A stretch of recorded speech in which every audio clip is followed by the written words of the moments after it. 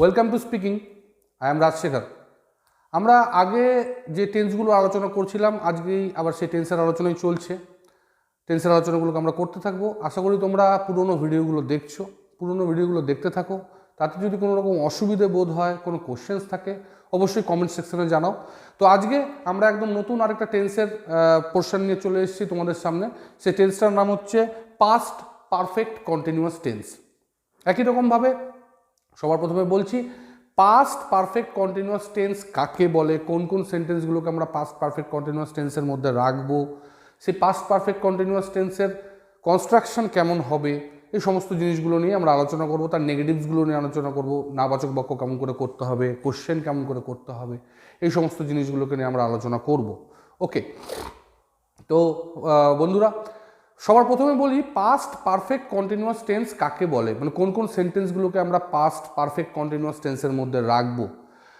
Present perfect continuous টেন্সে যেমন কোনো একটা কাজ অনেকক্ষণ ধরে চলছে বোঝায়, তেমনি পাস্ট পারফেক্ট কন্টিনিউয়াস টেন্সে যে পাস্ট কন্টিনিউয়াস টেন্স আমরা যে বাক্যগুলোকে বলি, যেমন রাম খেলছিল, আমরা পড়ছিলাম, এই যে কথাগুলো বলছি, মানে অতীতে একটা কাজ চলছিল, পাস্ট কন্টিনিউয়াস টেন্সের মধ্যে আছে, তার মধ্যে যখন কোনো সময় জুড়ে যায়, যেমন দুরকমভাবে সময় জুড়তে পারে।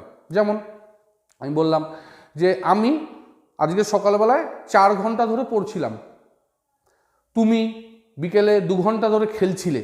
এই যে 4 ঘন্টা ধরে খেলছিলে, 4 ঘন্টা ধরে পড়ছিলাম, 2 ঘন্টা ধরে খেলছিলে, এই যে কথাগুলোকে আমি বললাম, এই যে মানে পাস্ট কন্টিনিউয়াসের মধ্যে আমি একটা সময়কে জুড়ে দিলাম, এই সেন্টেন্সগুলো পাস্ট পারফেক্ট কন্টিনিউয়াসের মধ্যে ঢুকে যাবে। 1 আর 2, যদি আমরা বলি যে 2 ঘন্টা ধরে 4 ঘন্টা ধরে এরকম না বলে একটা নির্দিষ্ট সময়ে শুরু হয়েছিল, একটা নির্দিষ্ট সময় অবধি চলছিল।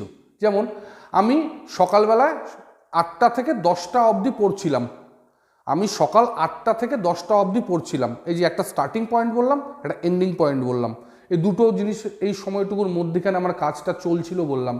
এই সময়গুলোতে এই জিনিসগুলোকে আমরা পাস্ট পারফেক্ট কন্টিনিউয়াস টেন্সের মধ্যে ফেলবো। আরও কিছু উদাহরণ নিয়ে পরে আসছি, আগে একটু স্ট্রাকচারটা লিখে নিই। পাস্ট পারফেক্ট কন্টিনিউয়াস টেন্সের স্ট্রাকচারের মধ্যে আমরা সবার প্রথমে তো সাবজেক্টকে নিয়ে আসবো, সাবজেক্টের পরে আমরা নিয়ে আসবো হ্যাড বিন, নিয়ে এসে মেইন ভার্ব যে থাকবে তার সাথে আইএনজি যোগ করে দেবো, তার সাথে অবজেক্টকে নিয়ে চলে আসবো। ক্লিয়ার? খুব ইজি। হ্যাড বিন ভার্বের আইএনজি ফর্ম, আর কোনো কিছু চেঞ্জ করতে হবে না, কোনো অক্সিলারি ভার্বের ঝামেলা নেই। হ্যাড বিন ভার্বের আইএনজি ফর্ম করতে হবে। 1 নাম্বার 2 থেকে পর্যন্ত, এগুলোর জন্য আমরা ফ্রম টু এটাকে ব্যবহার করব। ঠিক আছে, তাহলে এবার বলি, সবার প্রথমে বলি যে আমি বললাম যে আমি 2 ঘন্টা পড়ছিলাম, আমি আজকে সকালে 2 ঘন্টা ধরে পড়ছিলাম। তাহলে এটাকে প্রথমে কেমন করে করব, তাহলে সাবজেক্ট হচ্ছে আমি, I had been reading for 2 hours in morning. তাহলে I had been reading for 2 hours in morning, আমি সকালে 2 ঘন্টা ধরে পড়ছিলাম। এখানটায় দেখো যেহেতু 2 ঘন্টা ধরে বোঝালাম, তাই আমরা নিয়ে আসলাম ফর।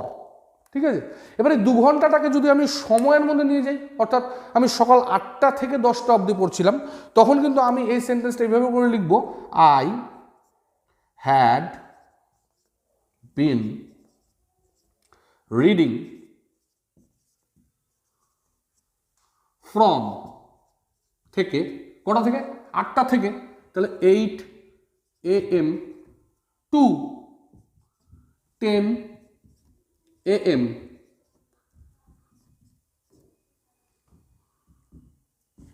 টুডে না করে ইন মর্নিং করে দিই, ইন মর্নিং টুডে।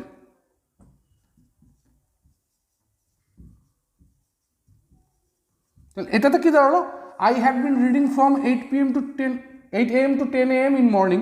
আমি আজকে সকাল 8টা থেকে 10টা অবধি পড়ছিলাম। এরকম করে যদি আমি বলতে চাই, তারপরে একটা সময় শুরু হয়েছে, একটা থেকে শেষ হয়েছে, যেটা থেকে শুরু হয়েছে সেটাকে ফ্রম লাগিয়ে যেখানে শেষ হয়েছে সেটাকে টুতে নিয়ে যাব। আর যদি কোনো একটা সময় ধরে বোঝাতে চাই, একটা সময় ধরে কাজটা চলেছে, অর্থাৎ আমি 2 ঘন্টা ধরে পড়ছিলাম, তখন আমরা ফর নিয়ে আসবো। আরেকবার ক্লিয়ার করে দিচ্ছি, আমি পড়ছিলাম 2 ঘন্টা ধরে, এই যে ধরে 2 ঘন্টা ধরে, সেই জন্য আমরা নিয়ে আসলাম ফর 2 আওয়ার্স। এবার আমি এটাকে বললাম 8টা থেকে 10টা অবধি পড়ছিলাম, এটাও পারফেক্ট কন্টিনিউয়াসের মধ্যে পাঠাবো। এখানে 8টা থেকেটাকে ফ্রম 8 AM থেকে পর্যন্ত বোঝানোর জন্য to 10 AM at morning, in morning, এটাকে আমরা ইউজ করলাম। ঠিক আছে, এবার এই যে সেন্টেন্সগুলো আছে, এই সেন্টেন্সগুলোকে আমরা নেগেটিভ ফর্মে কেমন করে নিয়ে যাব। তোমরা জানো যে নেগেটিভ করার জন্য আমরা নট নিয়ে আসি আর নটটাকে অক্সিলারি ভার্বের সাথে যোগ করে দিই। এখানটাতে অক্সিলারি ভার্ব হিসেবে ব্যবহার হচ্ছে হ্যাড বিন, তো তার মধ্যে আমরা হ্যাডের সাথে নট লাগিয়ে তারপরে বিনটাকে নিয়ে আসবো। অর্থাৎ আমি আজকে 2 ঘন্টা ধরে পড়ছিলাম না, যদি আমি এটাকে বলতে চাই, তাহলে পরে তখন আমরা এটাকে ইংরেজি করব যে I had not been reading for 2 hours। বোঝা গেল? যদি ইয়েস নো কোশ্চেন করতে হয়, তুমি কি আজকে সকালে 2 ঘন্টা পড়ছিলে, মানে আমি তো আর আমিকেই কোশ্চেন করবো না, আমি কি 2 ঘন্টা ধরে পড়ছিলাম, তাই জন্য তুমি করে দিলাম। তো এখানে করে হয়ে গেল তখন you had been reading for 2 hours, এটা তোমার মূল বাক্যটা। এবার এটাকে তুমি ইয়েস নো কোশ্চেনে নিয়ে যাচ্ছ যে তুমি কি 2 ঘন্টা ধরে পড়ছিলে, তার মানে এর মধ্যে এই যে এবার অক্সিলারিটা আছে হ্যাডটাকে শুধু সামনে নিয়ে এসো, অর্থাৎ হ্যাড বিনটাকে নিয়ে আসলেও হয়, had been you reading for 2 hours। এর থেকে শুনতে ভালো লাগবে যদি তুমি এরকম করে বলো had you been reading for 2 hours question mark। তাহলে এটা হয়ে গেল এটার কোশ্চেন, ইয়েস নো কোশ্চেন। তাহলে আবার চলে আসি প্রথম থেকে, একবার ছোট করে রিক্যাপ করে দিই খুব তাড়াতাড়ি।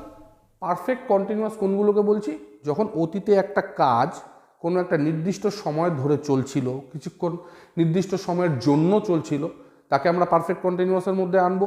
পারফেক্ট কন্টিনিউয়াসের পাস্ট পারফেক্ট কন্টিনিউয়াসের গঠনটা করবো কেমন করে, সাবজেক্ট আনবো, হ্যাড আনবো, বিন আনবো, ভার্বের আইএনজি ফর্ম করব, অবজেক্ট আনবো। ঠিক আছে, যদি কোনো একটা সময় ধরে চলে তাহলে পরে নিয়ে আসবো ফর, কোনো একটা সময় থেকে কোনো একটা সময় পর্যন্ত যদি চলে তাহলে ফ্রম টু। নেগেটিভ যদি করতে হয় হ্যাডের সাথে নট লাগাবো, কোশ্চেন যদি করতে হয় ইয়েস নো কোশ্চেন করতে হয় তাহলে শুধু হ্যাডটাকে সামনে নিয়ে এসে সাবজেক্টকে রেখে তারপরে বিনকে রেখে ভার্বের আইএনজি ফর্ম করে তারপরে বাকি অবজেক্টটুকুকে নিয়ে আসবো। আশা করি সহজভাবে বোঝাতে পেরেছি।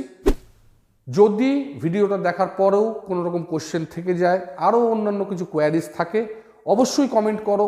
আমাদের পুরনো যে ভিডিওগুলো লিঙ্কে রয়েছে সে ভিডিওগুলোকে দেখো, বারবার দেখো, গ্রামারে আরও অনেক বেশি স্বচ্ছন্দ হয়ে উঠবে। আর প্রত্যেকবারের মতন একটাই কথা, যদি ভিডিওটা সত্যিই ভালো লাগে লাইক করো, কমেন্ট করো এবং অবশ্যই বন্ধুদের কাছে শেয়ার করো। Thank you for watching.